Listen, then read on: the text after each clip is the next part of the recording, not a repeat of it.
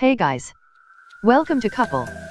Please like and subscribe if you like this video. White racism keeps hurting programs that help the poor. White people become significantly less likely to support welfare programs when told that black people might benefit from them. That's a crucial conclusion from a newly released study by Berkeley sociologist Rachel Wetz and her Stanford colleague Rob Willer in the journal Social Forces. The authors conducted two different experiments to see how white Americans' attitudes toward non-white people affect their views on welfare spending.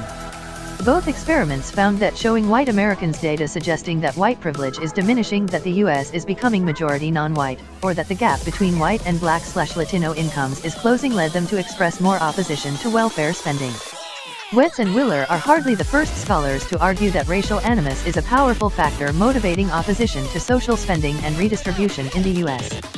Jill Quadignon's The Color of Welfare in 1994 and Martin Gillenz's Why Americans Hate Welfare in 1999 credited racial factors, in particular, stereotypes of black people as lazy and overly dependent on government aid, with substantially reducing support for welfare spending since the war on poverty began in the 1960s. The most difficult task in doing this research has always been disentangling opposition to welfare attributable to racial prejudice from opposition attributable to straightforward conservatism.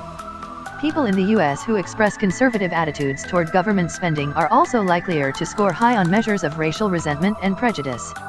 That's not necessarily because of an essential link between the two. It could just be that, in the words of conservative writer Ben Howe, the only people who seem to agree with you on taxes hate black people, even though there are non-racial reasons to hold those views about taxes. But the fact of the correlation makes it difficult to determine what's driving what. Also a matter of contention is the use of racial resentment scales to measure racial animus. While racial resentment might sound like a euphemism for straightforward racism, such studies are not asking people things like, do you think whites are the superior race, or even, do you think black people are genetically inferior in some way? Instead, they ask if respondents agree or disagree with statements like, it's really a matter of some people not trying hard enough. If blacks only try harder, they could be just as well off as whites.